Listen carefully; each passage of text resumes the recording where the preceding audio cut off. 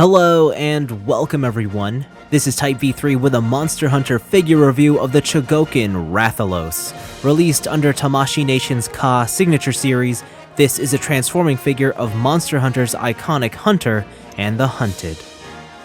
Okay, wow. Be it a quick glance or a long, thoughtful stare, the moment you see this toy, you'll be stunned. It really is that cool looking, and my camera isn't doing it justice. The big takeaway is that this is a fully painted figure. There are no spots of naked plastic here. Every piece is covered in a beautiful metallic paint with a semi-gloss finish, and all of it is crisp with no instances of bleeding.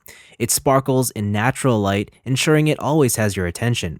Die-cast content can be found throughout the inner skeleton of the toy, with the visible pieces like its front chest and feet being a nice touch. As for the actual concept of the figure, it's interesting to say the least. For starters, this is not an official design that exists within the Monster Hunter universe. It definitely resembles a G-rank Rathalos Blademaster armor set, though huge artistic liberties were obviously applied.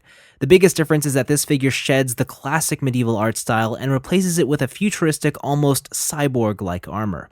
It's very pointy throughout the body, and the general silhouette of the hunter gives him a fierce and intimidating appearance. The dragon's head for a hand is always a fun idea, too. Overall, it's a surprisingly clean design for all its small details. Personally, I love it, although I can understand why a Monster Hunter fan would be against this artist's rendition.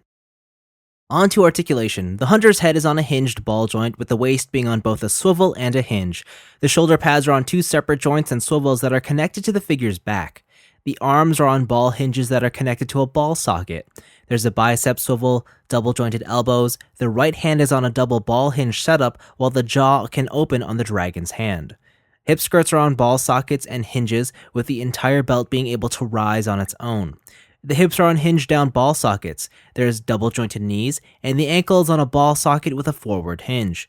Articulation is plentiful and wild. The armor design can limit some posability, but overall it should provide a good amount of display options. Accessories start with additional hands. There's an open palm along with a gripping and an angled gripping hand for his weapon. The weapon in question? His sword and shield. Both items look fantastic and line up with the visual aesthetic set by the figure itself. The sword can be placed in either of the gripping hands with ease. As for the shield, it needs this funny looking adapter before it can be used. It pegs inside the dragon head and then onto the shield. It takes some adjusting, yet with effort you should be able to display it correctly. Additionally, there are alternative options with this weapon combo. You can separate the shield into its three component pieces, then combine them together with the sword to form the hunter's greatsword. It's large and impressive, though as you might expect, it's a bit too heavy for the toy to hold confidently. You can also store this combination on the figure's back with the use of the shield adapter. Now, for as neat as the greatsword is, I don't like it. The sword and giant shield seemed like the perfect foundation for the charge blade, and as a Monster Hunter player who mains that weapon, I'm disappointed not to see the combination result in a giant axe. The final accessory is this huge display base. Very simple presentation with logos adorned throughout it and multiple spots for the two Tamashii stage arms included. I like it. Mind you, the piano black finish is a huge fingerprint magnet. While there are no more inclusions, Chogokin Rathalos has one final trick, and that's its transformation. To be honest, labeling this as a proper transforming figure feels like a bit of false advertising. Essentially, all you do is open up the chest and then meticulously position all the limbs in place until you form the general shape of a dragon.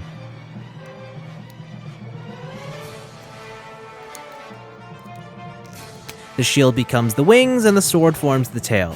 There's some neat tricks in the legs, though overall it lacks that feeling of completion. Regardless, you end up with an awesome rendition of Monster Hunter's mascot Wyvern.